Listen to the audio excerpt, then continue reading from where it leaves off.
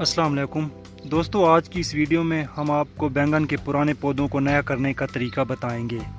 आपने बहुत सारी चीज़ें सुनी होंगी जो हम नहीं करते, लेकिन बैंगन के पुराने पौधों को नया करने का तरीका मैं इस वीडियो में बताने वाला हूँ। मैं भी बहुत सारे लोगों के पास बैंगन के पौधे लगे हुए होंगे। बैंगन के अलावा टमाटर के पौधों को भी इसी तरह आप नया कर सकते हैं।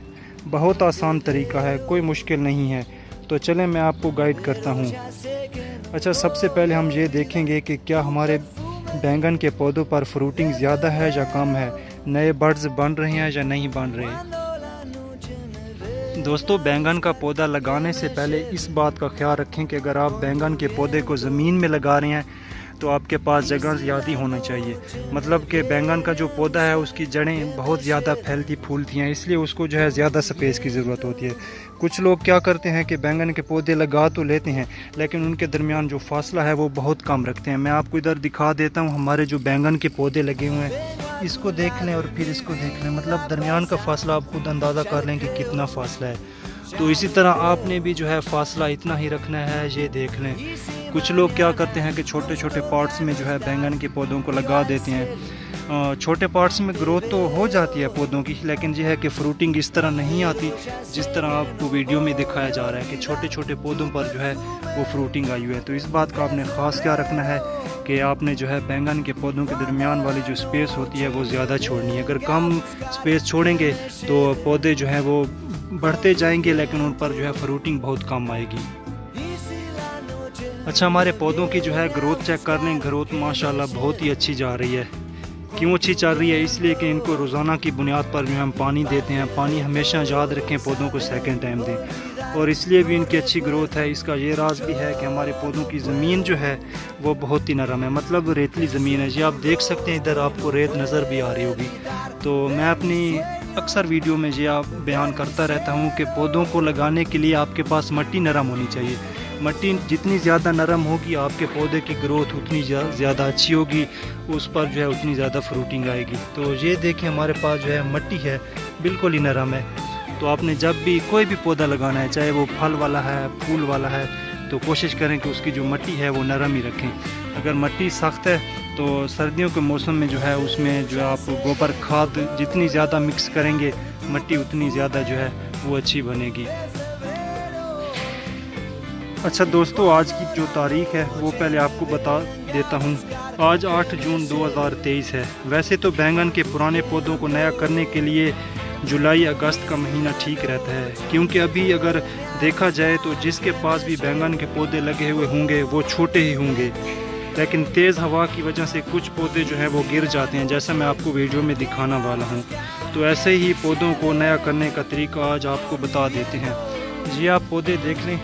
ये कुछ पौधे जो हैं हमारे पास तकरीबन 2 से 3 पौधे हैं जो गिरे हुए हैं। इस पौधे को देख लें, ये एक साइड पे जो है गिरा हुआ है और इस पर फ्रूटिंग भी बहुत ज़्यादा आ रही है।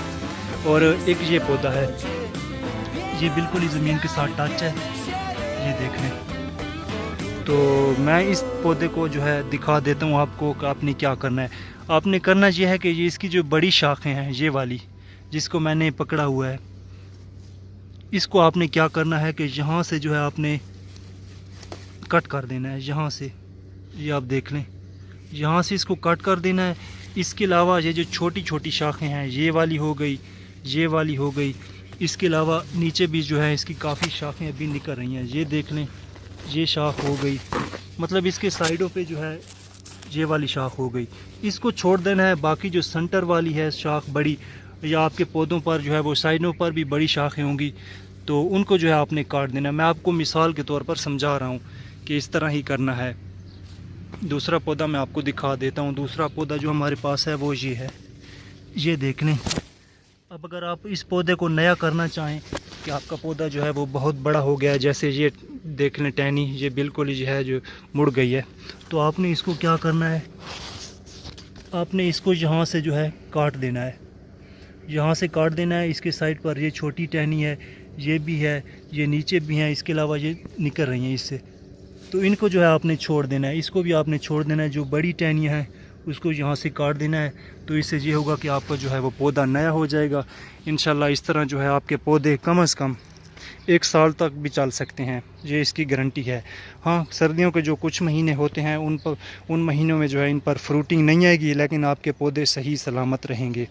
अभी वीडियो में आपको जो पौधे दिखा रहा हूँ ये छोटे हैं, इनको नया नहीं किया जा सकता, लेकिन जो 2 पौधे हमारे पास थे जो हवा की वजह से जो है वो टेढ़े हो गए हैं और उनके जो है टहनियाँ बहुत बड़ी बड़ी हो गई हैं, जिसकी वजह से वो बार बार गिर जाते हैं।